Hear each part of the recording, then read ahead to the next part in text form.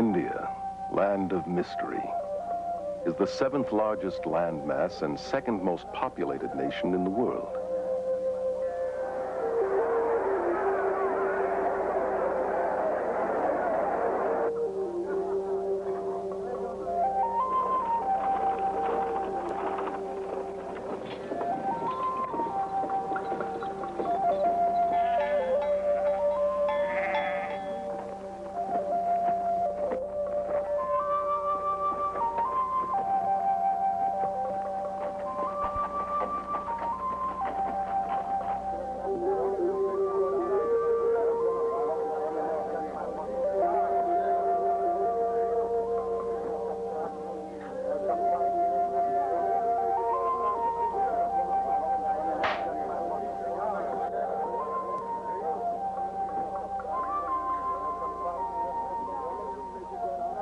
It is rich in resources and manpower, yet its people are among the poorest and most suffering on earth.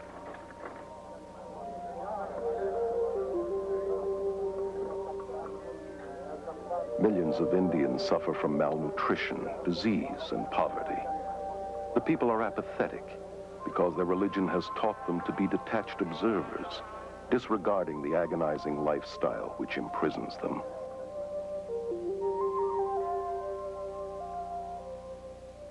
V.S. Naipaul, himself an Indian, describes India as a wounded civilization, paralyzed by her religious beliefs. This complex and contradictory religion, known as Hinduism, promotes the worship of enlightened godmen called gurus.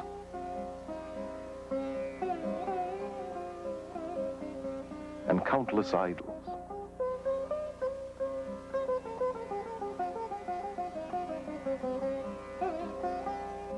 It deifies both nature and femaleness, and believes Mother Goddess to be the original deity.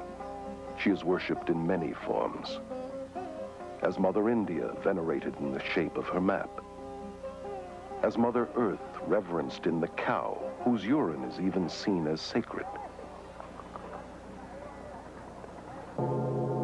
In Goddess Kali, the goddess of death and destruction, who demands to be pacified with blood sacrifices. And in Holy Mother Ganges, the largest river in India.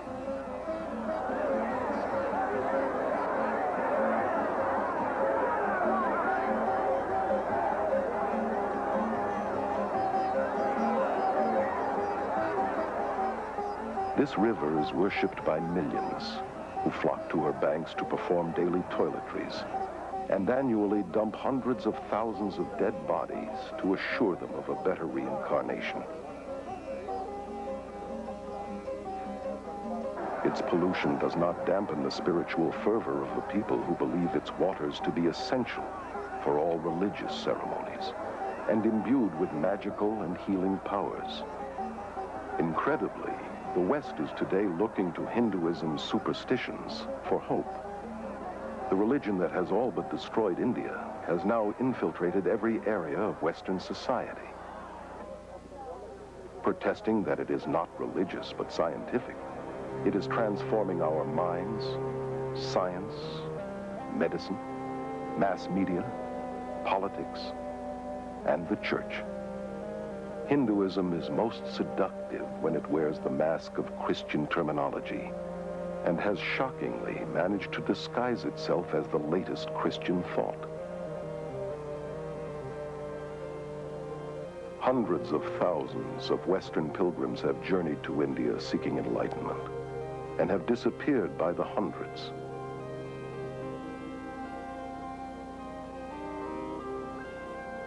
All too often they are destroyed by the madness and perversion of the very gurus they have worshipped and looked to for salvation.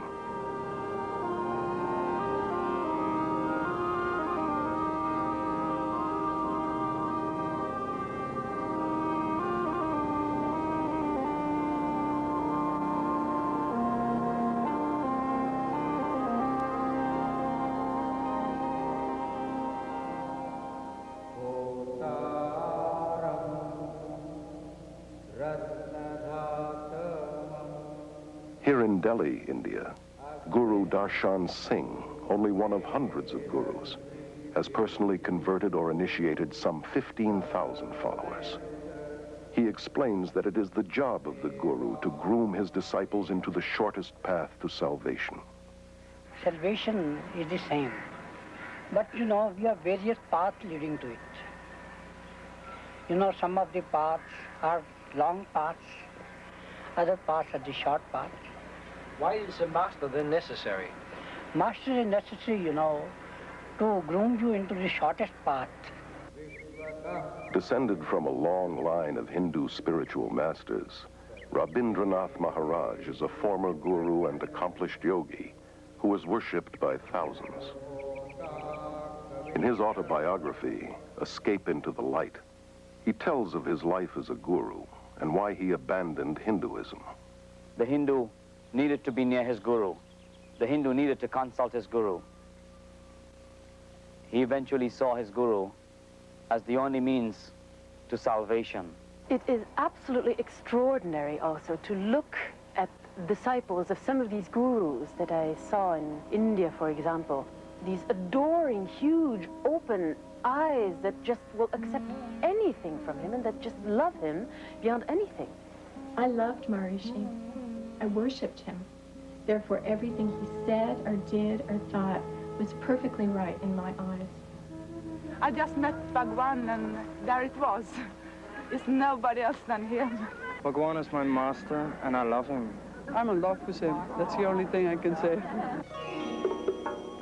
Guru Bhagwan Rajneesh, given refuge by the American government after fleeing his native India, has purchased a 100-square-mile ranch in central Oregon, to which his red-clad disciples flock from all over the world.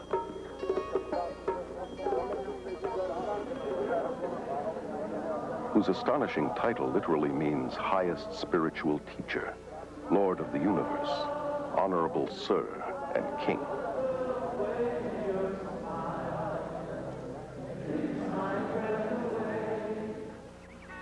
Carol Matriciana is a journalist and author of the book Gods of the New Age. Born and raised in India, she moved to London in 1973, where she became one of England's leading authorities on new religious movements. During the various celebrations in Oregon, Rajneesh comes out in one of his Rolls Royces 2 or 3 times a day and is worshipped, literally adored by his thousands of Western followers. It is so saddening to see their devotion for a mere human being who considers himself God, and their submission to his spiritual rules, like wearing his picture around their neck continually, or wearing various shades of red always, or changing their names to Indian ones. His spokeswoman and right-hand lady, Sheila Silverman, tries to explain the attraction and magnetism of her master. He is something that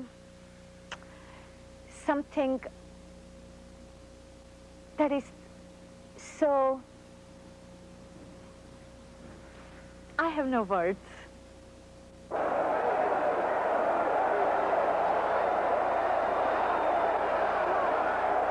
It is a love relationship, master and disciple. Something happens in your heart when you see a master. Bhagwan's my master.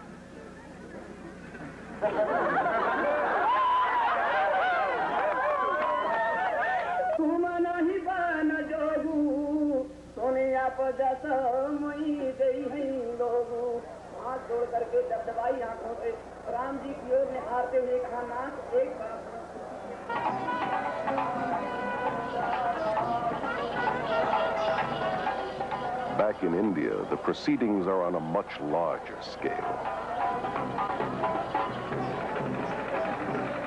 Here at the Kumbh Mela Festival, or Aquarian Fair, in Allahabad, India, 20 million Hindus gather to witness an endless procession of hundreds of these self-proclaimed God-men.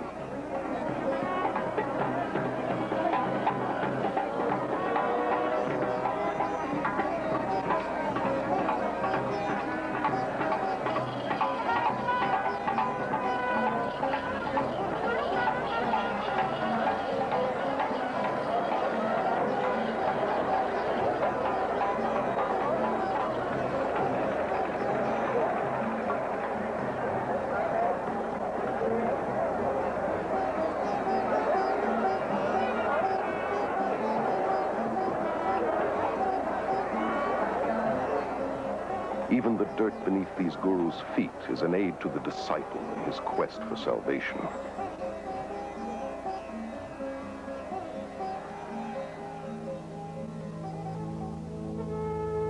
This footage was covertly photographed and smuggled out of India. Naked priests are considered to be the holiest and most dedicated of guru disciples. Many cover their bodies with cremation ashes and dirt and mat cow dung into their hair.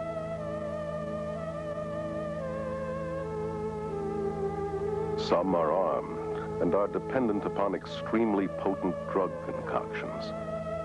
They have surrendered everything, families, possessions, and even their minds, becoming literally insane out of devotion to their guru.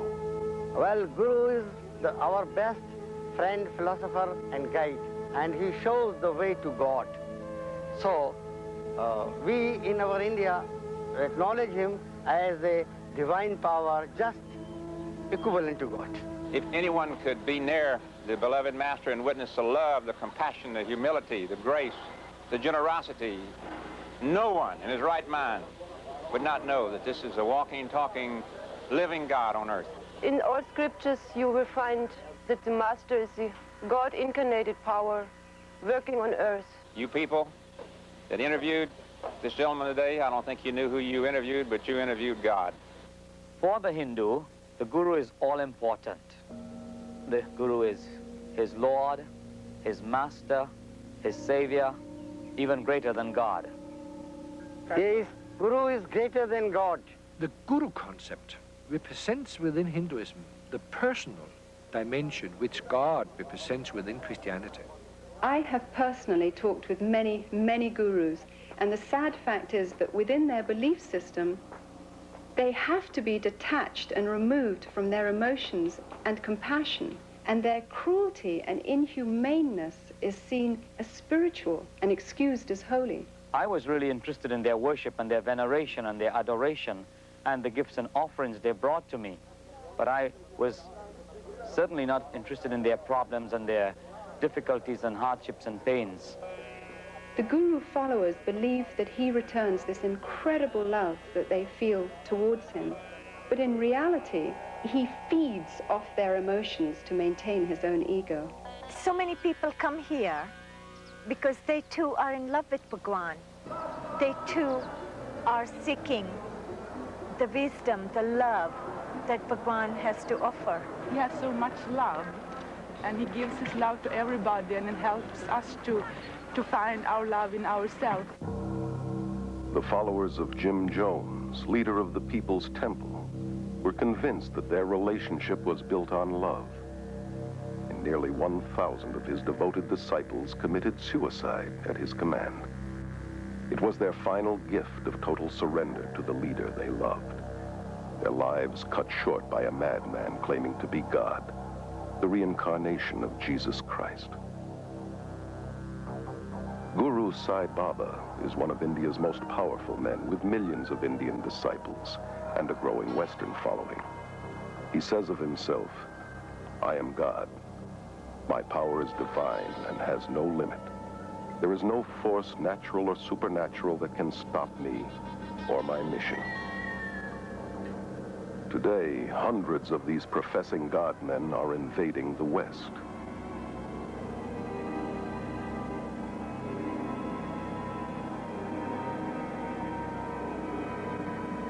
Is there any need for alarm?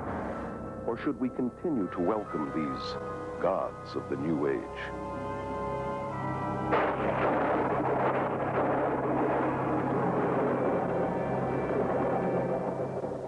Prabhu Guptara, born and raised in India, is currently a journalist and media commentator in London. Gurus are going to the West because of two reasons. First, of course, they want to convert people. They want them to become followers of their own religion, in some cases themselves. And secondly, because they feel they have something to offer. What these gurus have to offer is a family, a community to belong to, which they don't have.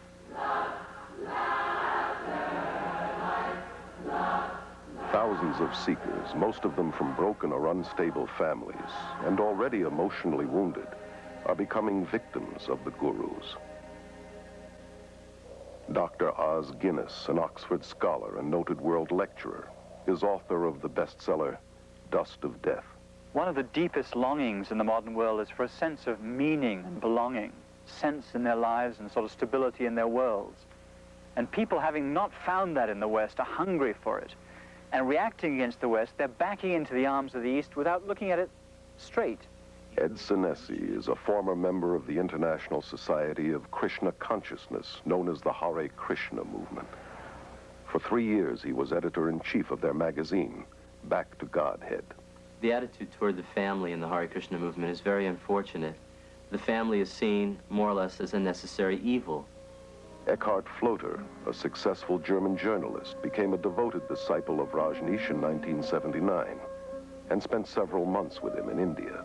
Rajneesh clearly says that the family, that marriage, that all these traditional family bonds are rotten. The only relationship that counts is between his disciples and him. Kathy, devoted disciple of Maharishi Mahesh Yogi for 15 years, was a teacher and governor of Transcendental Meditation, known as TM. I thought Tim was strengthening my family, but it was really weakening it because I was turning all my attention in on myself. If you have an allegiance to your wife or your children, to the extent that you have that dedication to those people, you are less dedicated to the organization. I either had to become a member so I could go with him, or he was going to divorce me because he was not supposed to have any outside attachments. He said it wasn't that he didn't love me anymore, and in fact he still loved me very much. It's just that I was only human and Bhagwan was superhuman, and therefore he was more deserving of my husband's love than I was. How many of these people loved their neighbor, their family, in this totally giving way? Alexandra Schmidt is one of France's leading experts on new religious movements. How many have been so blind to all the negative aspects of a person they loved as to that of the guru? Ellen is a spokeswoman for the Brahma Kumaris Raja Yoga organization, which is completely administered by women who control 800 centers in 40 countries.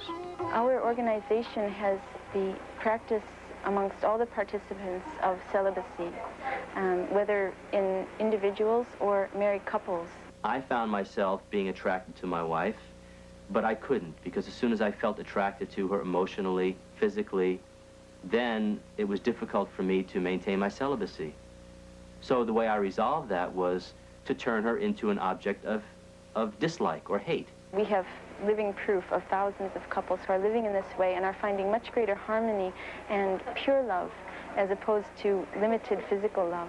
Over 90% of the marriages in the Krishna movement end in divorce. Rather than using our energy in raising a family and being involved in many physical relationships, we're focusing that energy on spirituality. You see, what's so diabolical about all this is that it masquerades as spirituality. In some schools of thought, to be spiritual, celibacy is encouraged, and yet in others, sexual perversion is practiced, not only among the gurus themselves, but by their disciples, including young children.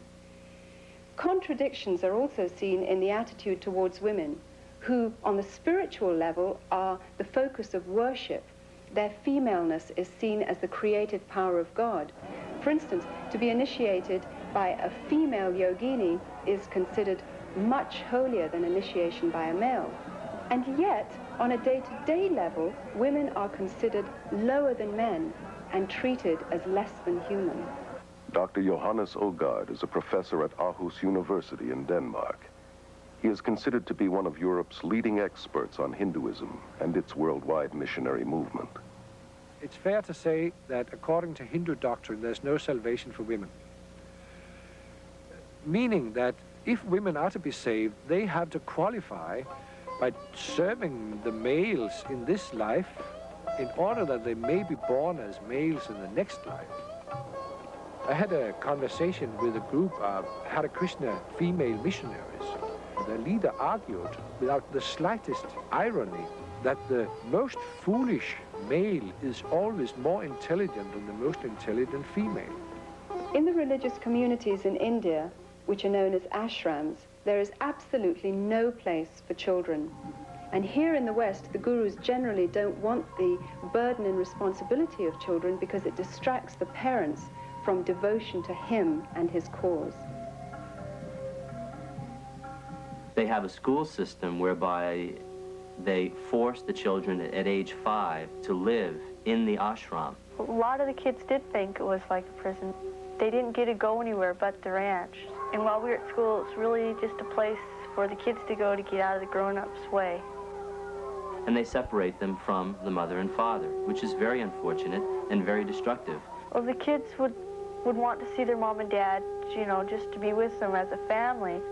The kids wouldn't even know where their parents were, and they'd have to go look for them. And when they did, parents were usually too busy to talk to them. And so the kids were mainly by themselves and unsupervised.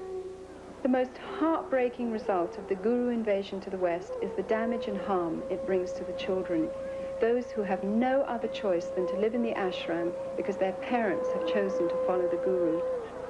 Separated from parents and cut off from outside relatives, they become community property. They lose their individuality and identity and are alienated from society. Pastor Friedrich Hack has written over 30 books on various cults and is Germany's leading expert on new religious movements. Children brought up in a cult are only educated to follow the commands of their leaders.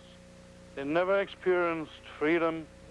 They never experienced a responsible life where they could have their own choice, where they could follow their will. I've had these children taken them to parks, and they've seen normal people, and they'd recoil in fear from them because they don't look like devotees. The men don't have shaven heads or robes. I didn't want to leave the ranch. I'd rather stay there because I was scared of the people outside of it. Because, I don't know, you just got a feeling down there, so you were worked into staying there. Now, why would an organization want to disrupt families like that? My own understanding in the cult dynamic is that it's a principle of control, divide and conquer. According to the Guru Gita, one of Hinduism's most important scriptures, the follower must not only adore and worship the Guru as God, but surrender himself and all his possessions as well. Most of the gurus that I know of in the West are super rich. Gurus are more interested in white disciples than in Indian disciples, largely because they get more money from the whites. Rob, former transcendental meditator for 13 years, was a TM governor and in charge of teacher training at Maharishi International University. The TM movement is very wealthy. They have land holdings all over the world. They have beautiful hotels in Switzerland. They have university campuses in the Midwest. They have academies on the East Coast, the West Coast. Here he was getting served on silver plates 6 times a day, sleeping on a very soft bed, riding around in a Mercedes. But supposedly he was so renounced that he wasn't attached to these things, so that gave him a right to enjoy them. Maharishi made a statement that says, when the money comes to me, he says it's transcendental. Money is our last priority. Everything else is our first priority. Hundreds of gurus have grown incredibly rich in the West through tax-exempt donations and the manufacture and distribution of every kind of memorabilia honoring these self-proclaimed God-men. They have acquired vast land holdings, armed bodyguards, and outrageous luxuries, from posh hotels to their own fleets of planes, helicopters, and, as in Rajneesh's case, 40 Rolls-Royces. Why not Rolls-Royces? Why have anything less? This country is a capitalist country, and anything that produces or helps capitalism, why not? Anybody who says, why have Rolls-Royce? I say, you're a communist. The guru's hypocrisy is diabolical, criticizing the materialism and commercialism in the West and convincing their followers that non-materialism will get them up the spiritual ladder. These gods of the New Age are laughing all the way to the bank. I know of groups involved in drug trafficking, smuggling, prostitution, and the buying and selling of weapons, all done to earn money for the guru.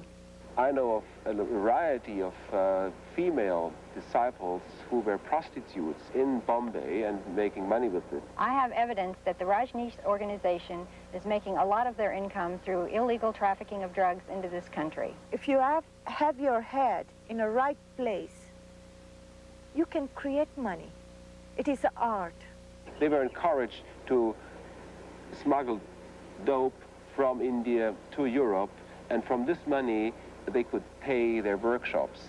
If they have to tell you they're with the Christian Children's Fund, or they're with the Salvation Army, or they're using the money to find men missing in action in Vietnam, whatever they have to do to get the money, they'll do that because they believe what their guru told them, that the end justifies the means. Hinduism teaches you to die to the voice of conscience inside that says, it's wrong. It teaches that there is no sin. This can be seen in the way that gurus and their disciples justify murder, violence, robbery, bribery, and crooked business transactions, all done in the name of heavenly deception. People were encouraged not only to spy on each other when they were not properly surrendering to the master, people were encouraged to lie to each other. The mail is censored. We know of bribery with local politicians. People undergo, as I did, a change in their value system and become confused about what is right and what is wrong. Another danger that you can see in a lot of the Eastern thinking is the sort of syncretism and the failure to make distinctions so that you transcend not just right and wrong, but this and that. And I think it's very important to say there are distinctions, not just between right and wrong, but between all sorts of things, to think critically, to think clearly. The whole philosophy of Hinduism is very relative. There are no absolute moral standards upon which to act. Your feeling of right or wrong would change according to your level of consciousness. You can become so completely under the power of this particular person that you refuse to think, or if you like, you're unable to think. You can lose the power to take decisions of any sort, no matter how trifling, in any area of your life. Sally Belfridge, former resident of Rajneesh's religious community in India, wrote of her disillusionment in her book, Flowers of Emptiness. I felt more and more kind of drawn into this emptiness of his. It's impossible to describe. It's more than charisma. Charisma doesn't do it justice at all. It's more than an aura. I really believed that he knew something I didn't, that he was on a plane that I was not. They ask you for total and also brainless obedience and worship because they are God and they are more than human, and you have to follow these gods. You are not asked to deal with your brain and to ask questions. I discover with amazement and dismay the readiness of people to submit. So many people in the world feel that they've got to fling themselves headlong and believe and give up their autonomy. People love to give up this heavy freedom that we have to carry with all the decisions and the effort it implies. Freedom in the East is freedom from individuality. So it's a detached freedom that has no high place of man. And a lot of the Eastern way of thinking is like a sort of mist that folds in, or it's been described as an embrace that smothers any differences. I found that I lost my identity somehow. He had no identity. He was a sort of conduit to the infinite. And I was somehow at the receiving end of something very strange and extraordinary. It is part of the world of illusion, and the goal is to withdraw and detach yourself from it. So there's no high view of, say, social action or compassion or an outraged concern to see justice in this world. On the contrary, if you do things like that, very often you're just tinkering with a person's karma. They believe that when a person suffers, that is what he's due as a result of the law of karma, because you've done something very sinful in this lifetime or in a past lifetime. So there's very little compassion. One just was taught to ignore all of the dreadful, the intolerable poverty and suffering of India. There were beggars clustering around the gates of the ashram day and night, children starving, living in little huts, surrounding what was supposed to be a religious community. The contradiction was disgusting to me, but most of the sannyasins failed to notice it. It appeared not to bother them in the least. Life is suffering. Therefore, you cannot escape suffering without escaping life. Interfering with suffering, entering into suffering, is totally ununderstandable for a real Hindu. I was a member of the Social Service League at the college, and we were trying to do what we could to help people in the villages. A gentleman who was head of the Department of Hindi came around to us and said, why are you doing this? These people who are suffering in the villages, sick or diseased or whatever, have come to earth in this state because they have done something wrong in their past lives. Now, no matter what you do to them, if you cut short their suffering in this life, what will happen is they will simply come back in their next life in the same state or a worse state. So you're really wasting your time. Suffering is there, and you can't do anything about it. But you can meditate yourself away from suffering. We feel that the cause of suffering is within, and so to allow people to experience peace themselves, we teach courses in meditation. They seek to escape suffering by numbing their emotions and compassion through meditation. Maharishi, TM's guru, once said that a hungry person can become a happy hungry person through practicing meditation. Humanitarian activities are, again, by principle, foreign to Hinduism. When they are found within Hinduism, it is a direct influence from the Christian missionary movement, a sort of imitation of Christian missionary activity. Contrast, say, part of the Eastern view with the Christian view. One of the stories I've heard that meant a lot to many people is the story of the Zen poet Issa in the 17th century. He lost all 5 of his children and then his wife, whom he greatly loved, and each time one of them died, he went to the Zen master and said, now how can I take this? And the master said, always remember the world is dew, D-W. In other words, the sun rises, the dew disappears. Don't get hassled, don't involve yourself in mourning and grief. And he went home and wrote what became his most famous poem. And transliterated into English, it goes like this: the world is dew, and yet, and yet. In other words, the world is dew, there's the logic of Buddhism. And yet, the humanness which is not satisfied or fulfilled because it wants more of an answer than that. Now, you compare that, say, with Jesus, who face to face with death was not detached or uninvolved. He was angry and he wept. Why? Because death is outrageous. God didn't make the world like this. Something's out of joint, something's wrong. And the Christian view sees evil and death as the wrong they are and therefore fights them. And that's what the East lacks. In the Christian tradition, the suffering is taken so seriously that God himself had to enter it and take it upon himself. Without this taking upon himself the suffering of mankind, there is no Christianity. That's the heart of Christianity. Although the Hindu tries to convince himself that suffering is only in his mind, an illusion as he calls it, Maya, at the same time he believes that he has to suffer again and again by forever being forced to return to this world through reincarnation. There is no escape from this endless wheel of samsara, life and death, because in Hinduism, unlike Christianity, there is no forgiveness, because there is no sin. Therefore, sadly, also, there is no hope. All the gurus that I know of in the Western world teach reincarnation, a doctrine very central to Hinduism. Reincarnation is all about dying and coming back to this world in one form or the other. Hare Krishna people believe in transmigration of the soul, as they prefer to call it, traveling from body to body to body.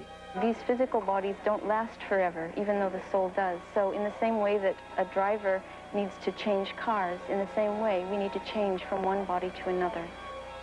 Gandhi called reincarnation a burden too great to bear. Yet it is being eagerly embraced in the West in diluted form, as part of a patent blend of Hinduism and Zen Buddhism, camouflaged with psychological terminology.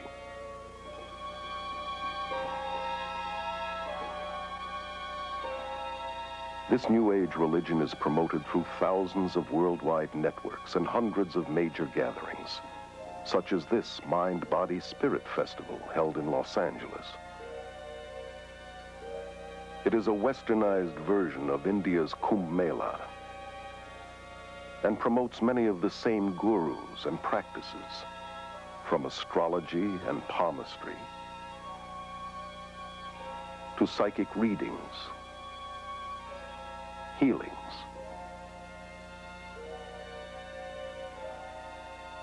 and meditations. The festival, now international, was started in London in 1977 by Graham Wilson.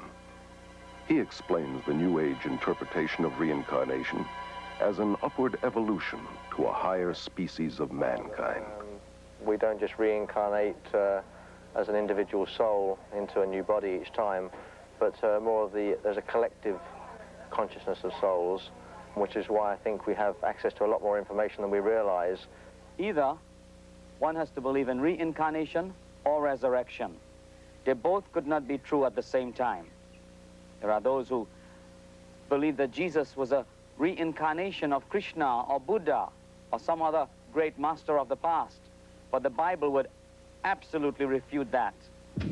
Until the early 60s, only an elite few in the West believed in reincarnation. Today, this belief is accepted by nearly 25% of Americans and about 50% of Europeans. Likewise, yoga was once practiced mainly by an occultist clique in America and Europe. Now, over 19 million Americans and millions more in Europe are actively involved in some kind of Eastern meditation. Altogether, 60 million Americans have incorporated Eastern philosophies into their worldview. The Bible teaches that Jesus came once and for all. When he died, he did not reincarnate, he resurrected. It is appointed unto all men to die once, and after death comes the judgment of God. I noticed that in the Western world, reincarnation has become something of a fad. However, in India and in Asia as a whole, reincarnation is certainly not a fad. It is a form of punishment. This circle of life and death, dying and living, is a horrible understanding. It is understood as a horrible concept within Hinduism, because the only aim of the Hindu religiosity at its core is to get out of this circle, to escape this endless living and dying.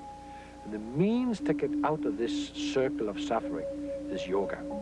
Yoga goes all the way back to the Hindu god Shiva, who is called Yogeshvara, meaning Lord of Yoga. You find yoga being taught in several of the major Hindu scriptures. Krishna, one of the many Hindu gods, was an advocate of yoga. Yoga is also mentioned in the Gita as the main means to attaining salvation. The word means basically to yoke, union. The goal of the Hindu is to be yoked with Brahman. Brahman is the Hindu concept of God, the all or the absolute. Yoga, in its many westernized forms, is also at the heart of the New Age movement that has adopted Hinduism's basic beliefs and goals.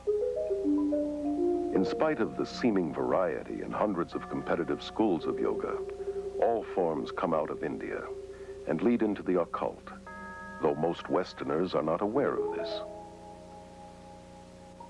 Yoga techniques include breathing exercises, or prana, positions called asanas, dissolving the mind, known as laya, psychic powers called siddhis, repetitious chanting, named mantra, and deliberately cultivating black magic, known as tantra. In my extensive travels in India, I have encountered a number of Westerners who have got into Hinduism and begun following Hindu gurus as a result of a very simple initiation into a yoga class.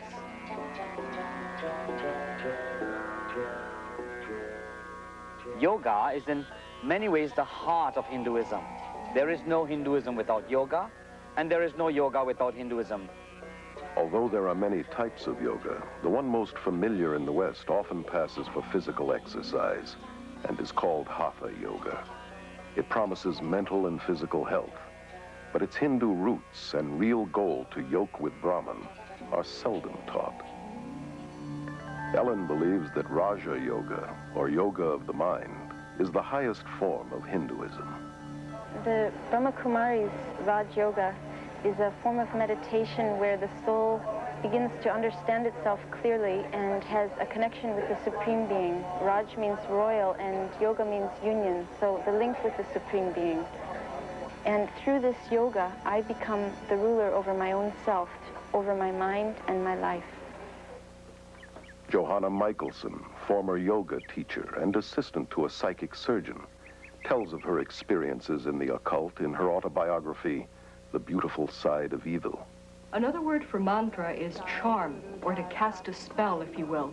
And in mantra yoga, a word or a phrase or the name of a demon god is repeated over and over and over again to bring the individual to a vibration level that will attract that which is being chanted for, to bring about the desired effect. It's exactly what the white witches and magicians, so-called, use in the casting of their spells. We were always told, no, it's just a meaningless sound. Had nothing to do with Hindu gods.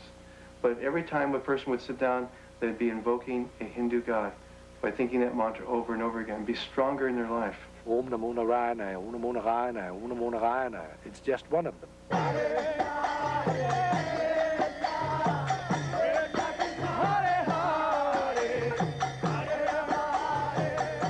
The chant goes, Hare Krishna, Krishna Krishna, Hare Hare, Hare Rama, Rama Rama, Hare Hare.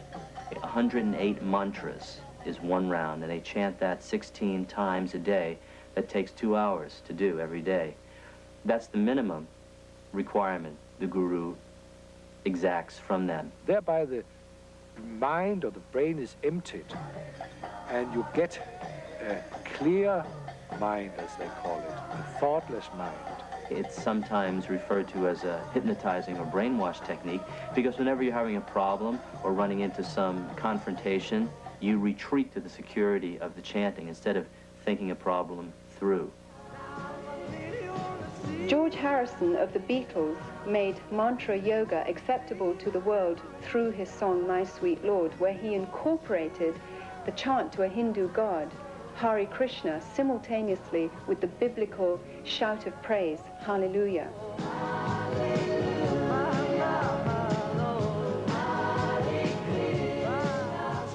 He said he did this deliberately to show that both religions are the same and to make Hinduism more acceptable. To pretend that all religions are the same is dishonest, as is the merger of various religious techniques.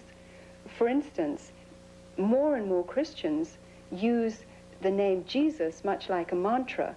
They claim that it's a tool to get them into the presence of God. Jesus said that repetitious prayer is not acceptable to God. Maharishi Mahesh Yogi, originator of TM, claims to have put Eastern meditation on the mystical map. With over 3 million followers, TM is the largest guru movement ever to invade the West.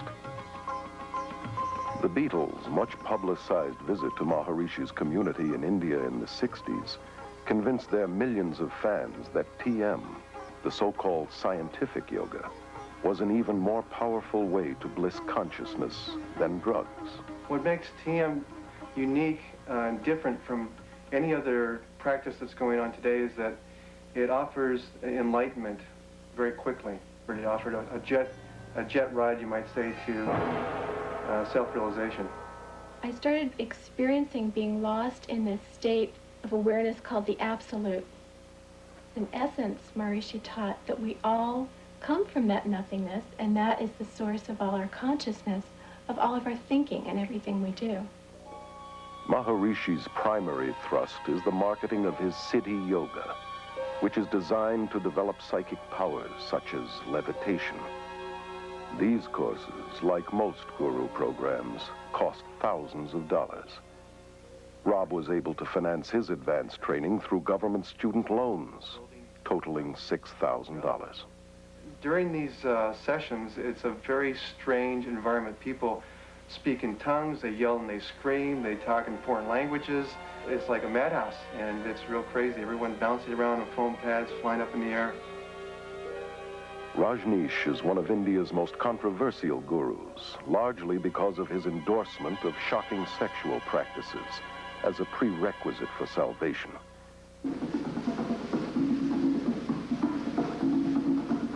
brand of yoga called dynamic meditation is a New Age combination of Hinduism and psychotherapies. This exercise, involving rigorous breathing and hyperventilation, is designed to arouse the serpent force called Kundalini, which the gurus believe lies coiled at the base of the spine.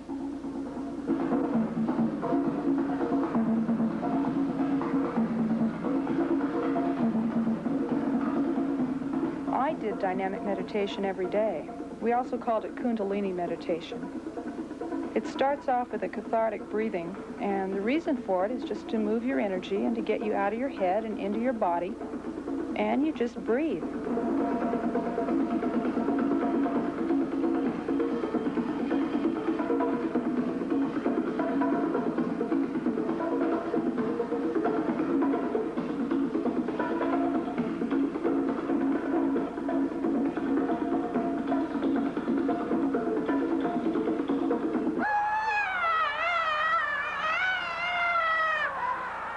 The next phase, the screaming phase of dynamic meditation, feels like when you finally had an opportunity to throw a tantrum when you were a little kid.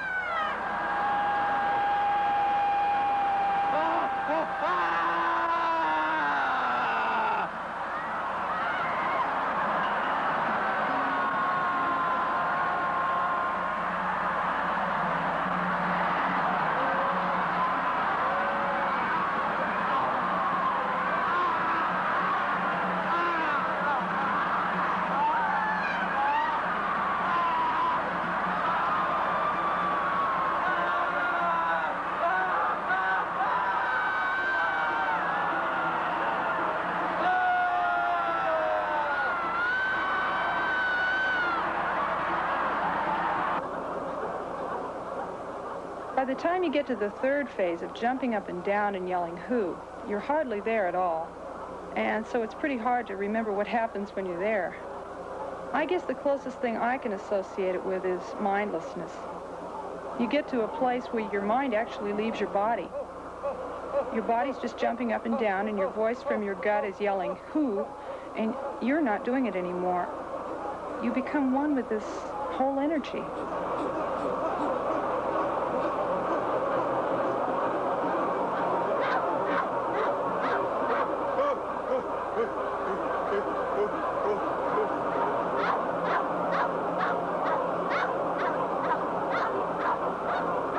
The next phase in dynamic is the quiet space. Someone yells "Stop," and you've just been doing 30 minutes of intense catharsis. And what happens after being in such incredibly intense movement for so long is just a feeling of peacefulness and stillness. My mind actually stops, and I feel a oneness with the whole universe. There have been glowing reports published giving credit to the gurus and their pseudo-psychological techniques, but neglecting to mention the thousands of cases of emotional and mental breakdowns, insanity, suicide, beatings, murder, rapes going on in guru centers, various guru centers worldwide. It is alarming to realize these dangerous techniques for enlightenment are being incorporated in psychotherapies, self-help seminars, and are even being accepted in mainstream Protestant and Catholic churches and seminaries.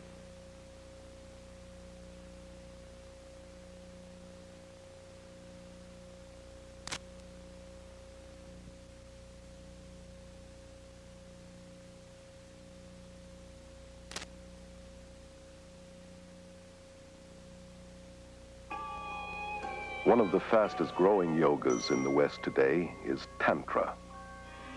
Seductively offered as an exotic means for enhancing one's sexual experiences. Like all yoga, it is designed to provoke possession by Hindu spirits in order to break the chain of reincarnation. In Tantra, advanced disciples indulge in the most degenerate behavior, from human sacrifices to sexual perversion and sorcery. Tantra Yoga is the extreme expression of Hinduism.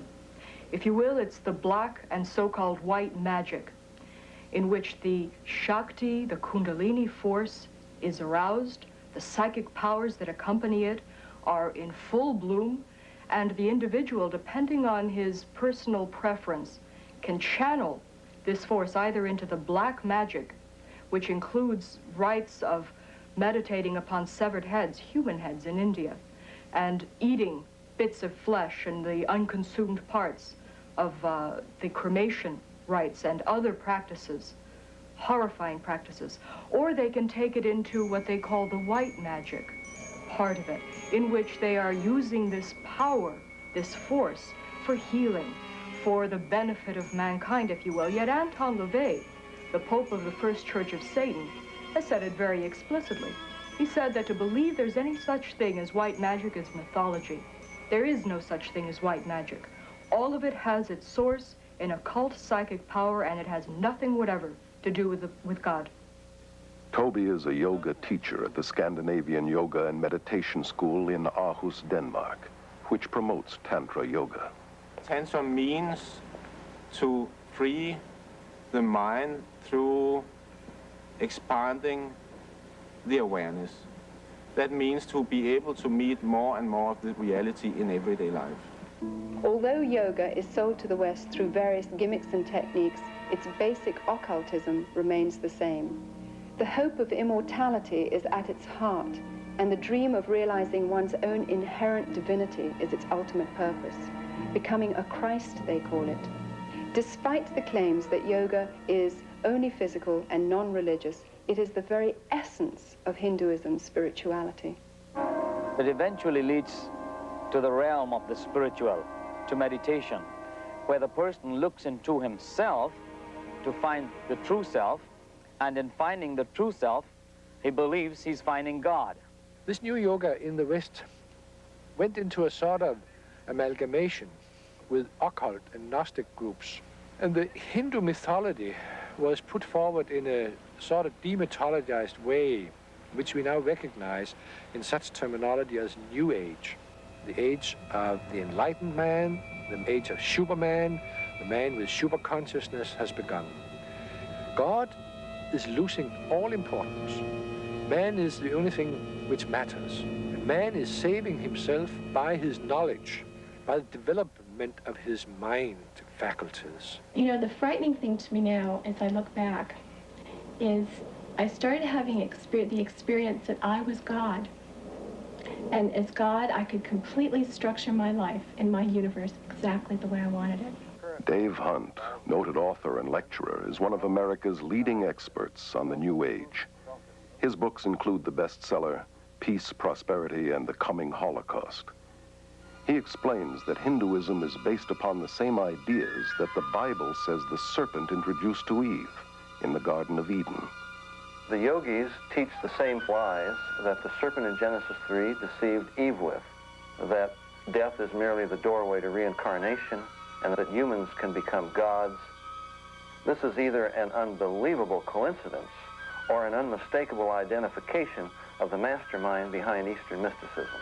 This mastermind is called Satan in the Bible and is also known as the serpent, the ultimate power of Hinduism, symbolized by the serpent, is glorified and worshipped in Hinduism. We see God as the form of light, and the name Shiva is used by our group, but meaning incorporeal being, radiating peace, radiating light, love to the whole world. In India, Shiva is known as the god of destruction. He haunts the cremation grounds and wears a necklace of human skulls and wears serpents in his hair. His power is worshipped. Hindu texts describe the power as the fiery serpent within, called Kundalini. This Kundalini yoga is now at the heart of nearly all yoga. Even yoga schools which pretend to be purely technical Hatha yogic schools, in their heart are Kundalini yogi. They are arousing the Kundalini, but they don't speak about the Kundalini. They speak about the energy, getting the energy up, raising the energy, and indicating that this simply means that they get more healthy and sound. Many people are talking about Kundalini, and really it does mean energy. That means whatever you call it, it is about energy. To take away blocks in your energy system so you are able to function in a more effective level. The serpent has been known as energy or the force and worshipped as the symbol of wisdom and immortality in every religion and culture. Only in the Judeo-Christian Bible is the serpent identified as deceiver, destroyer, arch-enemy of God and man. The old dread and fear of the serpent is being subtly removed from our culture. Even children in schools are being taught to accept the snake through yoga positions like the cobra. Michelle, could you show us how we do the cobra? That's it. Arch your back. That's good. Look forward. Good. You hold it for a second. Rousing this serpent power and forcing it into the spine, driving it upwards through a number of chakras, which are centers. You are expected to go divine, to become superhuman, to get supernatural powers. The breathing exercises are designed to teach you to absorb the prana, the energy life force in the cosmos, to channel it into the chakras, the psychic channels, thus awakening the Shakti force, the Kundalini force, and bringing about those psychic powers, which are such an integral and prevalent part in yoga. So very slowly, let's breathe in through our nose. Very slowly. Breathe in. Breathe out. There are many dangers in the breathing techniques. Even the writers and the proponents of these exercises are quick to warn that not only do these things trigger emotional and mental diseases, which have been known to place people even in insane asylums for the rest of their lives, but they also recognize that these exercises can open your soul and your mind and your entire being to a takeover by demonic forces. The followers of the gurus themselves have been forced to form an emergency spiritual network of 4,500 MDs and psychiatrists to treat those who are freaking out on Eastern mysticism. But the real yoga means gradually cut the relationship between your soul and the bodily world. You stop your life processes. You stop your thinking. No thoughts are allowed in the mind. Many people don't realize this, but it's terribly dangerous to go into a meditative state in which the mind is simply left blank, and that ultimately is the purpose of the meditations in yoga. It's like opening the door to a room. Whatever comes through, you have no control over. It is simply not true that yoga teaches you to breathe in the best possible way. Yoga teaches you to reduce the breathing down to a minimum and finally to stop it. You also have to stop all the movements of the body, all the movements of the muscles, the nerves, and bring your body to a complete standstill. In fact, there are some of the hatha yogic exercises which can be used as a sort of gymnastics. But fundamentally, it isn't gymnastics. It's in the same way as serving in the army has certain healthy aspects and perspectives. You get stronger, you get more vigorous, but the aim of the army is certainly not health care. The aim of it is to learn how to kill. The same with yoga. The aim of yoga is to learn how to kill yourself off, to get rid of life and death. I thought I was being strengthened, but what I was really doing is flipping into an altered state of consciousness, a form of self-hypnosis, which is very weakening to the mind and to the body. But this weakness made me afraid to give it up. The biggest danger I found in practicing transcendental meditation was the dependency on the technique itself. It's kind of like drugs. A drug addict doesn't want to give up his drugs, and because the experience is so pleasing, and he feels his life will crumble around him if he doesn't have it. It is, in fact, a sort of psychotic withdrawal. Being afraid of contact with the external world, you create your totally alternative inner world. I thought I'd have the experience of like leaving Shangri-La and all of a sudden turning old and weak and disintegrating. I was afraid that I would lose my clarity and my energy. But little did I know, when I did give it up, I gained all these things that I never had when I meditated.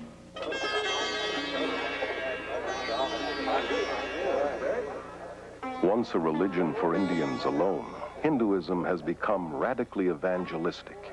through adopting the principles of Christian missionaries who introduced cultural and social reforms in India. In 1966, at an international Hindu conference, leading Hindus planned a strategy to convert the world.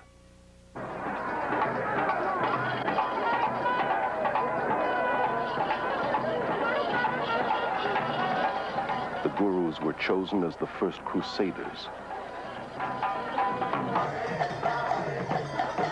And their tens of millions of converts are now the first Western Hindus.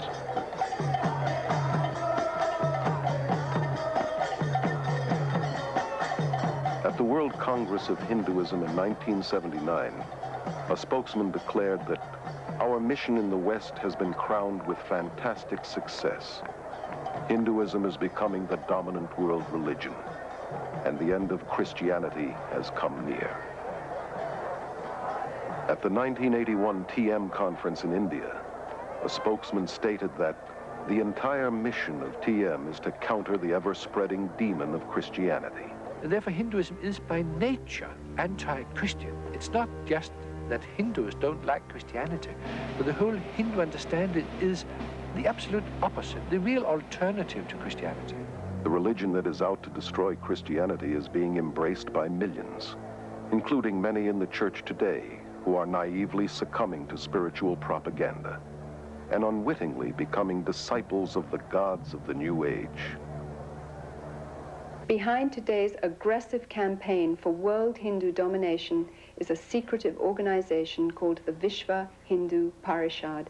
It is the world missionary organization of Hinduism. Reading from its constitution, paragraph 4, to establish an order of missionaries, both lay and initiate, the purpose of propagating dynamic Hinduism, and going on, the purpose being to open, manage, and assist seminaries or centers for training such missionaries. The word missionary returns in the Constitution several times, and it's clearly indicated that this is a world organization for Hinduism. The Hindu Vishva Parishad, in its magazine, very clearly states that the yoga teachers in various parts of the world are the front missionaries of Hinduism. Obviously, they don't know it, but they are looked upon like that by these people who are running the central organization. The teachers themselves are being duped, hypnotized, brainwashed, whatever you want to call it, but not seeing what is really happening there. While a guru disciple, Prema Nayak was an accomplished yoga teacher for 10 years. Yoga teachers are blind leading the blind. They themselves do not understand what they're into. They don't have any idea what they're teaching. This is really being used to reach the souls of students and innocent people in this country and other countries who come for an exercise class. As I look back on it, I see it was a subtle infiltrating of my beliefs and ideas. It totally changed my worldview. It gave me little or no moral standards by which to guide my life. I was becoming a Hindu, and it was a very big deception. The Vishva Hindu Parishad's plot to convert the world to Hinduism has created thousands of New Age worldwide networks with tens of millions of converts, all working for a new one-world government. Through the repackaging of yoga, the Western mind is being systematically conditioned to accept a neo-pagan worldview. Combined with New Age thinking, it claims to offer more integrity, selflessness, goodwill, freedom, and says it is the very alternative to Christianity's narrow way. Yoga is really part of our society now. It's being sold everywhere as technique for relaxation, for becoming unstressed, brighter, more beautiful. The self-centered world of glamour promotes yoga, meditation, and visualization techniques as a means to a healthier and more beautiful body, mind, and spirit. Spirituality is in, but with an anti-biblical meaning. Even relaxation has become a spiritual quest for one's so-called full potential through holistic massage, isolation tanks, and hundreds of other New Age techniques. Most of the 2,000 YMCAs across America offer yoga classes. And nearly 2/3 of all universities and colleges make yoga available as part of the curriculum. Many of the people practicing yoga that I have met say to me that they only practice it because of the physical benefits. Any Hindu would tell you, however, that there is no yoga that is purely physical. One of the first things I learned in my teacher's training class was that I must talk to the students about the philosophy behind yoga, that this was just as important as the exercises. I will count. Relaxation at the end of yoga class is really hypnosis, where each part of the body is relaxed. So while they were in this state, I read to them about the Hindu philosophy or something from one of my guru's books, so they got it whether they wanted it or not. Yoga exercises were not designed for physical fitness, but to realign the serpent force within the body. To achieve godhood, that yoking, which is what yoga means, with Brahman. Anyone interested in physical fitness ought to do exercises designed for that, not yoga. Many hospitals have set up their own yoga and meditation classes to provide stress reduction for patients, doctors, and nurses. Doctors and dentists who wouldn't think of promoting Christianity or Judaism on the grounds that it is religious are unwittingly involving their patients in Hindu practices. The last 2 years I've been working with some German doctors that was in research of breathing exercises.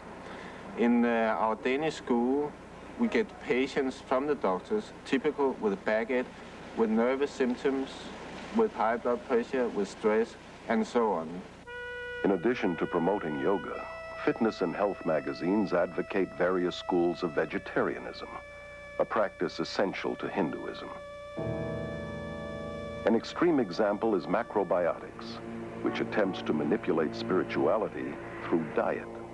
Maharishi once said that vegetarianism was the highest form of diet. This is essential in order to have deep experiences in meditation, because the vibrations in animal products are innately of the nature to pull the soul down into the lower levels. I find it intriguing that so many of the people in India and those in advanced yoga in the West who feel that the consumption of meat lowers their vibration level think nothing about drinking their own urine, or better still, cow's urine, which the holiest of men in India recognize as having special redemptive qualities. We only eat food that's prepared by yogis who are in remembrance of the Supreme Being, so that those vibrations are filled in the food, and these affect the mind very much. They also teach that anyone outside the movement is more or less evil. He's a meat eater, he's a karmi. You're not able to have as much endurance, not as much strength, because I was a vegetarian for many years, lost a lot of my strength. I'm just old typical American cracker, and the changes that have taken place in my life are tremendous. I've quit my so-called wicked ways, in other words, killing game and eating the flesh of animals. I'm strict vegetarian, as this diet so ordains. God did not ordain vegetarianism. Jesus was not a vegetarian. He fed the multitude with fish on more than one occasion. He himself ate fish and the Passover lamb. While the Bible would not condemn vegetarianism as a means for health, it would condemn it as a means for spiritual enlightenment. Health food stores are among the main fronts for guru organizations in recruiting, and are major distributors of New Age literature. Thousands of MDs, PhDs, chiropractors, and dentists are enthusiastic proponents of New Age holistic medicine. These New Age practitioners operate from the premise that treatment of the body must begin with treatment of the mind and spirit. These therapies involve countless techniques, most of which incorporate altering one's consciousness or hypnosis. Always part of the occult, hypnosis has become the main bridge between Hinduism and modern science. Hypnosis creates the same states of consciousness that you experience under drugs and in yoga. Accepted in medicine and psychiatry, hypnosis is the heart of self-improvement and positive mental attitude courses. And hundreds of misinformed Christian psychologists use hypnosis in their daily counseling. Even in the church today, faith in God is being replaced by faith in our faith, in our positive thinking, in the idea that somehow if I can make myself believe that something will happen, then it really will. This is a counterfeit of the true faith. Many believe that hypnosis is okay if used by qualified counselors. Somehow used by the right people makes it scientific and not occultic. So Christians naively use it, as do many of the new consciousness movements like EST, Scientology, mind dynamics, silver mind control, and alpha brainwave training.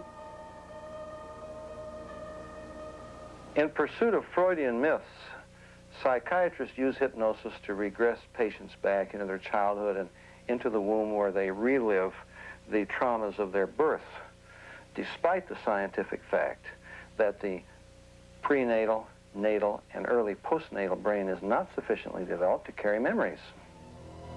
I did indeed experience my original birth thought, but I felt it wasn't enough. I went back and I experienced my thought during my conception, and then I went back from there to a previous lifetime to experience why I had structured my conception the way I did. I mean, it's never ending. You can just keep going. Moreover, they take them right back into prior lives where they come out with factual recountings of lives they've lived all over this earth. Obviously, the memory is not coming from the brain. It's coming from a deceptive source.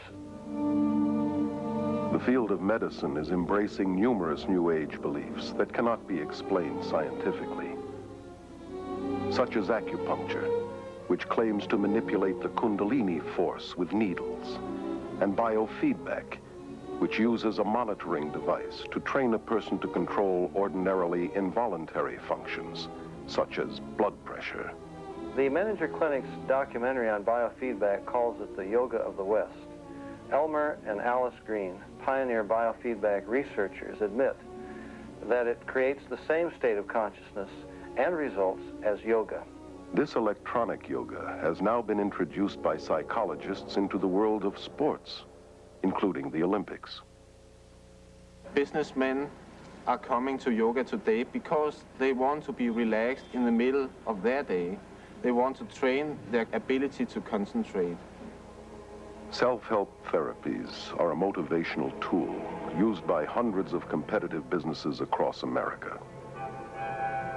Weekend success and positive mental attitude seminars and mail-order subliminal persuasion cassettes promise to improve personal and business performance through a blend of humanistic psychology and Eastern mysticism. One such course, called New Age Thinking for Developing Your Full Potential, has changed thousands of lives for such prestigious clients as the IRS, CIA, U.S. Army, Navy, and Air Force, NASA, General Motors, IBM, Xerox, Rockwell International, Bell Telephone System, Bank of America, and scores of police and fire departments. The human potential movement, with its emphasis upon self, self-esteem, self-love, self-acceptance, a positive self-image, is simply a westernized version of the yogi's self-realization, the guru's concept of the divine within, that we're all God. Rolling Thunder, the Shoshone Indian medicine man, has said, scientists will eventually discover what pagans have always known. That's exactly what's happening through the invasion of Eastern mysticism into the West. Many leading scientists have enthusiastically embraced Eastern mysticism in recent years. Hinduism, which claims to be the oldest religion, is being deceptively packaged as the new science. And a lot of the East is very seductively packaged. It's put over very carefully so that they don't stress the religious side, they'll put the scientific. They don't stress the spiritual side, they'll put the physical fitness or whatever.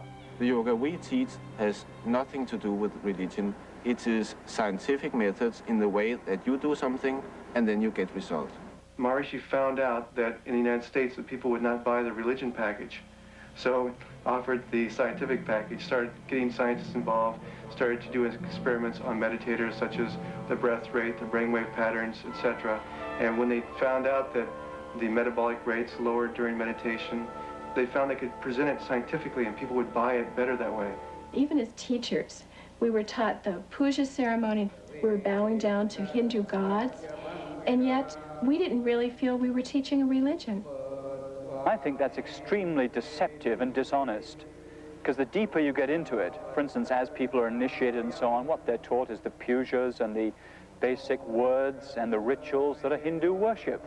Of course, many Englishmen and Americans don't realize what the words mean, but if they just asked what the Sanskrit meant, they'd realize that's fundamentally religious, and the whole thing is basically, in that sense, dishonest. Children practice it. It is used for teaching languages. It is used for the businessmen, for all levels of society. It's taught in the schools. In schools across the Western world, from kindergarten through university, Hindu occultism is being openly taught in spite of the otherwise enforced separation between church and state. Guru Thakur Singh was invited to speak at a high school in Southern California. Kurt, a student there, became so overwhelmed that he actually moved to India, where he is now a devoted follower of Thakur.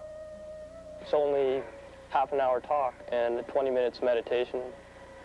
And the experience I had while there was like nothing I'd ever experienced before. And just the air, the energy in the chapel where he was speaking was just electrified with feelings of love and just a peace, a hushed quiet that was just bewildering to me. It seems outrageous that in public schools across America, where Christian prayer has been outlawed, yoga, Eastern meditation, and visualization techniques, which are simply forms of Hindu prayer, are not only allowed, they're being actively promoted. Here in some of the schools in the West, in the PE classes, after having started with the physical aspects of yoga, the teacher eventually has the kids chanting words like Om, Brahma, or Krishna, names of the gods.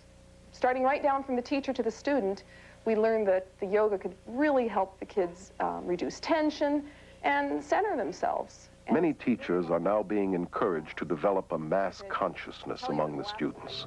Let's relax. We're going to very slowly lift our hands up. Children are taught to let go of their critical faculties and center in on their intuitive feelings and experiences. Just really, really relax. Imagine that you're on top of a really soft and fluffy cloud, and you're just really relaxed, comfortable. Just see that blue sky in your mind. One of the ways that the consciousness of the masses can most powerfully be influenced is through the mass media, which is increasingly being used for promoting Indian consciousness. The film Gandhi was probably the most effective piece of Indian propaganda to invade the West. It was a political advertisement controlled and heavily financed by the Indian government and promoted by the peace movement. It propagates a false message of Hindu religious tolerance and non-violence. Historical accuracy was discarded.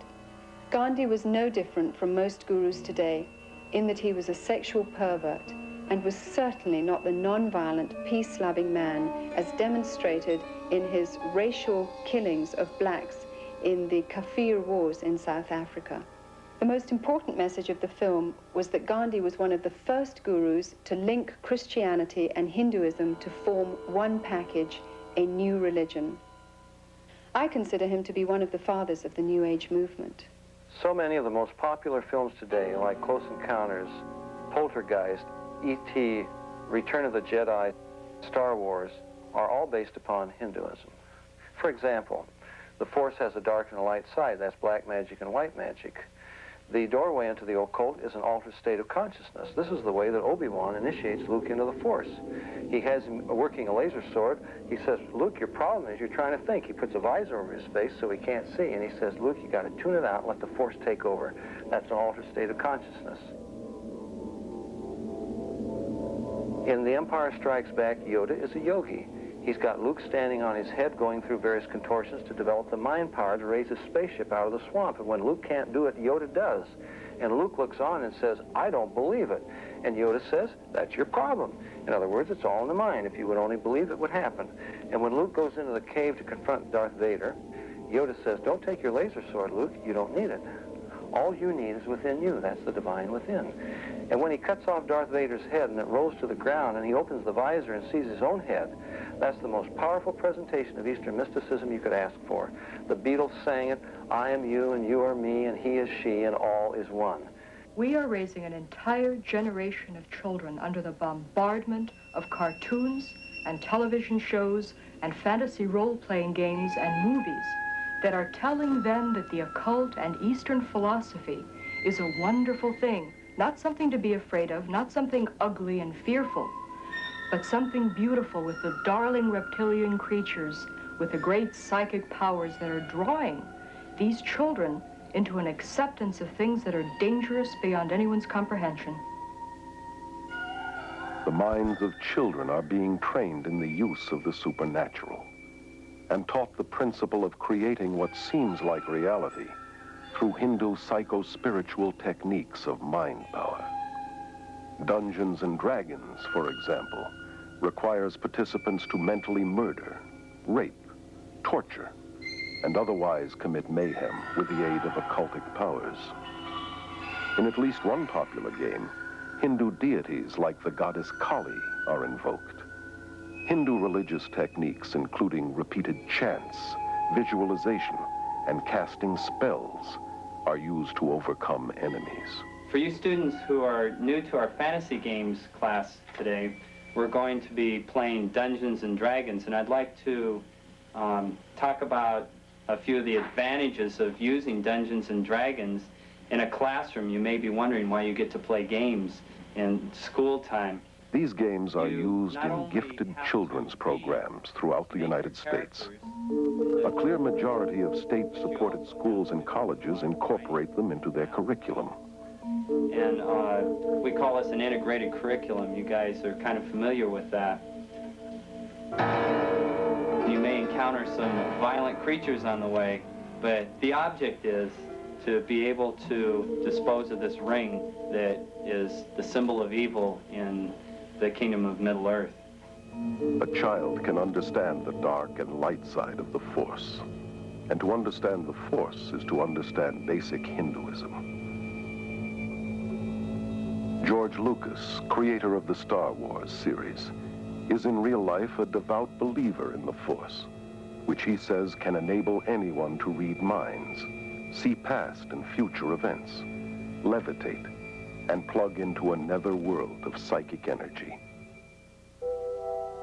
The Eastern gurus, the occultists, cultists of every description, have taken the terms of the Bible and felt every liberty to redefine them according to their basic presuppositions. God becomes not a personal individual, a spirit with whom we have a personal relationship. Through his son, Jesus Christ, he becomes an impersonal force. God is something, an energy that permeates every one of us, each and every one of us. And it's both personal and non-personal. Jesus becomes not the way, the truth, and the life, but an avatar, a way shower, one of many paths to God. Jesus Christ, of course, was an enlightened master. Bhagwan is another Jesus, another Buddha. Jesus Christ was a great master, like our master is today. The Word made flesh, as the Bible puts it. Jesus himself warned us that in the last days many would come claiming to be Christ and Messiah. Our landscape today is literally crawling with individuals claiming to be Christ, and the Eastern gurus are right on the top of the list. There are two things the gurus have done. On the one hand, they've used Eastern-type words that are floating about in the West, words like energy, vibrations, and so on. And they've also used words, phrases, ideas from the Bible, from the teaching of Jesus, misused them, twisted them around to draw people to themselves, to suggest that the things that Jesus was talking about are actually the things they are talking about, when actually it's not so at all. In Holy Bible, it has been explained very explicitly that be ye perfect even as your Father who is in heavens is perfect. And we are also basically the same as he is. And when you know you're a perfect man, then you can go upward and you can become divine. Each human being is naturally peaceful, naturally pure, naturally good, and the quality of evil is our unnatural state. So in meditation, we're practicing that, focusing on the original, pure, divine self, which is our true state. If humans are inherently good, then why do they lie, cheat, steal, make war? Whatever good there is within us, apparently, isn't enough to keep us from doing evil. Therefore, to seek salvation from within is to seek it from the wrong source. We're not separated from our higher self. We're separated from God by sin. Ernst Winter has a PhD in international law. He was a diplomat in the Austrian Foreign Service for 10 years, and from 1968 through 78 was a director with the United Nations. My greatest concern really is the growing interest and dedication and application of Eastern mystical thought and practices within traditional Christian groups and churches. There's a vacuum, there's a longing. They want to be filled with, quote, religious experience. Today's New Age teachings falsely claim that Hindu spiritual experiences are compatible with Christianity. And the incredible thing is that so many Christian leaders, through their books, magazines, sermons, radio and TV programs, encourage millions of Christians to seek Christianized Hindu experiences. Many people who are in the Christian church have come to us and have had deeper experiences of spirituality and of God as a result of this meditation. As a society, we've become geared to basing our beliefs on our experiences. If our experience and our feelings tell us that something is valid and genuine and good, then we automatically assume that that is the measure of absolute truth. No distinction is made whether this is a spiritual experience coming from God the Father or from the ruler of this world. The appreciation of Satan or the devil or demons has diminished enormously because rationality says there cannot be a Satan, cannot be demons. These are psychological phenomena, maybe even have to be treated by a psychiatrist. Opening, therefore, to spiritual experiences one's soul opens many people to the occult. The Jesus who came to me in times of deep meditation gave me visions and experiences that were beautiful beyond description. I was convinced that because I was witnessing miracles of healing, because these things are so filled with love, they must be good and from God. And yet one day it occurred to me that I had no objective, absolute truth against which to test my experiences, that my feelings, my emotions, perhaps were open and subject to some form of subtle manipulation which I didn't understand. At that point, I decided to look into the Old and New Testament. I knew that I'd fallen then for the Jesus of the counterfeits.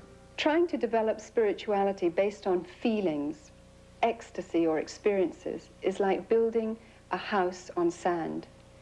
Our relationship with God should be built on a solid foundation of biblical knowledge. Now, I believe that we are challenged to test the Spirit, that we should read Scripture, that we should study the Bible, and that we should not value experiences higher than the Word of God. Biblical meditation is thinking deeply on the person and work of God and Christ, concentrating on and knowing His Word. Most Catholic monasteries and most Protestant Bible schools have introduced one system of meditation or another, and they are based upon the practices of yoga. Many of the church people, and particularly leaders of the churches and denominations, look with great hope to Eastern mysticism that it would bring new life into a dead body. I recently graduated from a major American theological seminary, and I've seen an alarming influence of Eastern mysticism in terms of using meditation techniques, biofeedback, self-hypnosis, autosuggestion as a tool in order to gain mental and physical health. The danger to the students is that these professors are using Christian terminology in order to describe Eastern techniques. One of the professors who is teaching Christian meditation told us to empty our minds because we should kind of image God in this meditation. The belief that we can create reality with our minds comes directly from the Hindu concept that everything is an illusion, or Maya. This is the new delusion in transpersonal psychology, and it's rampant even in the evangelical church today, where it's becoming increasingly popular to believe that we enhance worship by visualizing an image of God or of Jesus, that we create the answer to our prayers by visualizing what we're praying for. Creating a visual image of Jesus or God in our minds is no less idolatrous than if we made the same image out of wood or stone. Forcing God to participate in a situation or honor a desire that I have visualized in my imagination is simply a devious way of attempting to manipulate him into doing what I want without admitting it. While infiltrating the Christian church, Eastern mysticism is also powerfully influencing world politics. Under the umbrella of the United Nations, countless New Age groups spread their philosophies worldwide. Many UN leaders, UN agencies, and the World Council of Churches with its deep UN ties promote New Age beliefs and practices. The UN has its own meditation room and resident guru, Sri Chinmoy. Even the United States Pentagon has meditation rooms. A graduate of Harvard School of Divinity, Leland Stewart, directs the Unity and Diversity Council, a powerful New Age promotional network that originated with a 1965 directive of the United Nations General Assembly. Unity and Diversity Council is a worldwide coordinating body of what we call it individuals, organizations, and networks looking toward a time in which there will be one single organized energy of networking throughout the planet. Under Stewart's leadership in 1982, this group linked arms with Graham Wilson's Mind, Body, Spirit festivals, forming a vast army dedicated to the merger of all religions into one, under a world leader. I am very interested in the harmony of all religions. It's not just to give birth to another religion, but rather to produce, let's call it, a universal religious outlook through which there can be a new connecting of all cultures and all religions, all races. In this growing consciousness of sharing godliness and looking for a leader to lead everyone into this new heaven, the UN plays a very important role inasmuch as it is a support system. Any group that meets to discuss these matters would be very eager and very careful to have UN sponsorship. Our organization has been represented in the United Nations. We have an office there, and this has been going on for approximately 5 years. We've been involved in all the sessions that are going on in the UN. We've been able to watch and participate, offering meditations and presentations.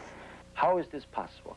I think it became possible by the thought and actions of one man in the UN, Robert Mueller, who was continuously emphasizing that the UN has to be a support system to this conditioning of man, to this sharing desire, to this looking for a one world government, for one world leader, and playing down, and I believe myself correctly, that the UN is not that world government, that is a conditioning device, that it is an aid, a support system.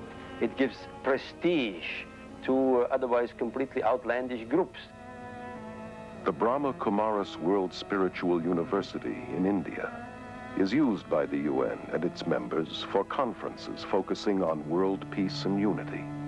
Delegates from all over the world, VIPs, are attending to express their ideas and to experience peace in a very real way themselves. This experience will enable them also to draw up new laws for universal peace. This will be endorsed by heads of state and submitted as a practical form for the United Nations. Many evenings, the UN building is even used for lectures, talks, meditations, enlightenments on how to make one better world. The leaders are asked to meditate and be involved because this is part of their instruction, their brainwashing, and all this is part of the conditioning for the vision of a new world or of a new age. This guruistic system in politics is very dangerous for our democratic society. It will at least bring a loss of freedom, a loss of security, and a big danger for all mankind. So I believe Guruism is preparing the world for some political fascism too. Actually, we're being prepared for this surrender to an authority in a way that perhaps we don't realize. We are going through right now strange bathing in Eastern concepts of consciousness, states of consciousness, bliss, reincarnation, energies, vibrations, all of these words that have become very commonplace, really, in the Western languages, are also modifying our mind. They are changing our way of thinking. And this changed way of thinking puts us into a mental state, if you'd like, and prepares our intellectual functionings for this surrender. More than ever before, the human race seems willing to surrender spiritually and emotionally to a charismatic leader who can offer peace and prosperity to a world trembling on the brink of ecological and social collapse, international financial chaos, and a nuclear holocaust. Well-known New Ager Benjamin Creme claims to be the coming world leader's advanced public relations man. In 1982, full-page advertisements around the world announced the coming of Creme's New Age Christ, which gave fresh hope to millions. At this press conference in Los Angeles, he described how this Christ would make himself known. It is a truism today to say that we are at the dawn of a new age, the age of Aquarius. And it is important to remember that all of the great religions await the coming of a teacher. The Christians await the return of the Christ. The Muslims await the Imam Mahdi. At the same time, the Buddhists await the coming of another Buddha. The Hindus await the return of Krishna, and the Jews, as always, await the coming of the Messiah. I'm speaking today about the return of such a teacher. Christians are awaiting the return of the resurrected Jesus with the nail prints in his hands and feet. But the followers of the gurus are awaiting a coming world ruler who won't even claim to be Jesus, but the latest reincarnation of the Christ Spirit, and he will have the psychic powers to prove it. Simultaneously, throughout the world will take place hundreds of thousands of spontaneous healings and cures, which will reinforce, if that were even necessary, the fact that it is the Christ himself. The day of declaration will be the outstanding event of this or any other century. On that day, the radio and the television networks of the world will be linked together. We shall see this extraordinary face on our television screens. But he will not speak. His words will drop silently into our minds in our own language. This is the significance of the altered state of consciousness reached in yoga and other forms of Eastern meditation. A Nobel Prize winner has described the brain as, quote, a machine that a ghost can operate, unquote. What that means is, in an altered state of consciousness, the connection between my spirit that normally operates my brain and my brain is loosened, and that allows another spirit being to interpose itself, begin to tick off the neurons in the brain, create an entire universe of illusion, astral travel, give psychic powers. In this way, the world is being prepared for some ultimate delusion. He will indeed inaugurate a great new world religion, and at the very most sacred core of that New World religion will be the process which is called the esoteric initiations, which take us out of the strictly human kingdom into the kingdom of God. David Spangler, board member of the Planetary Initiative for the World We Choose, which comes out of the United Nations, declares that Lucifer is the same force as Christ, that Lucifer prepares us for our own Christhood, that this is the final Luciferic initiation into the New Age. Benjamin Krem's Christ may not be the world teacher and ruler of world peace as he forecasted, but without question the stage is being set today for what the Bible calls the apostasy, or man's abandonment of God. This climate is ushering in the final actor, the counterfeit, who the Bible predicts must come before the return of Jesus, the true Prince of Peace, who will then reign for 1,000 years. The merger of science and mysticism is now in full blossom, and its evil fruit will be the new universal religion of the coming world dictator that the Bible identifies as the Antichrist. The consequence of Hindu religion in the form of Guruism in our part of the world will be extraordinary. Everything will be changed, not just our religiosity, but also our concept of man, our democracy, our tradition of humanitarianism and caring for one another, our social systems. All that will become meaningless because it's all based on the Christian presuppositions, which will then eventually be lost. We'll get a man-centered, individualistic, egocentric sort of religiosity, where salvation means escape from the world, everything which binds us to other human beings, everything which makes us caring and loving creatures. Today's revival of paganism and Hindu practices, which form the heart of the New Age movement, was ironically the same kind of foundation that prepared the way for Hitler's rise to power.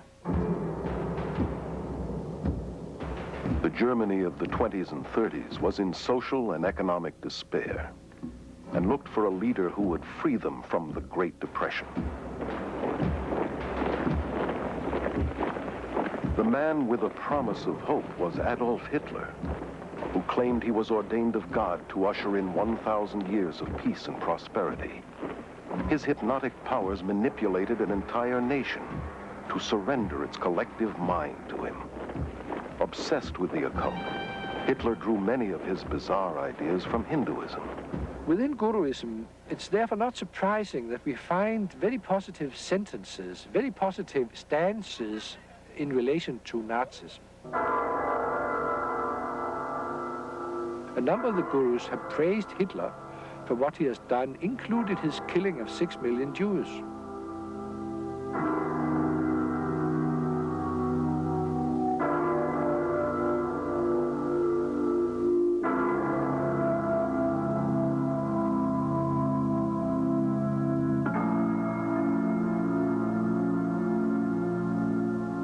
He took the symbol of the swastika as his own, a Hindu symbol of power seen in many of today's temples in India.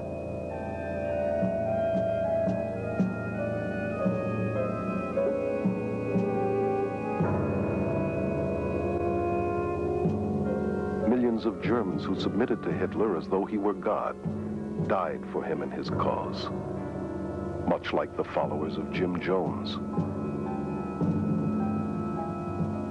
The current worldwide revival of Hinduism, blended with psychology and disguised as self-improvement, self-hypnosis, positive mental attitude seminars, visualization techniques, and mind dynamics courses, has made today's world far more susceptible to spiritual deception than the Germany that embraced Adolf Hitler.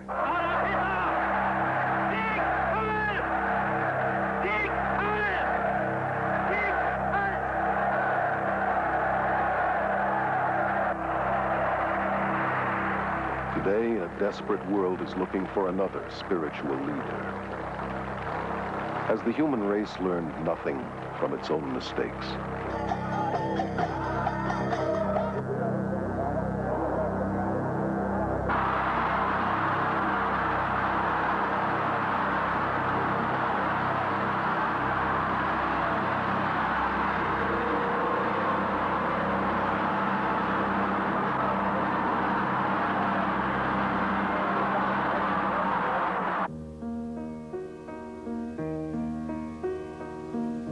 Jesus says, "See to it that no one misleads you. For many will come in my name, saying, 'I am the Christ,' 'Behold, here is the Christ,' or 'There he is.' Do not believe them. For false Christs and false prophets will arise and will show great signs and wonders, so as to mislead, if possible, even the elect. Let no one deceive you. The apostasy comes first, then the man of lawlessness is revealed, the son of destruction, who takes his seat in the temple of God, proclaiming himself to be God." Jesus said, "I am the way and the truth and the life. No one comes to the Father except through me."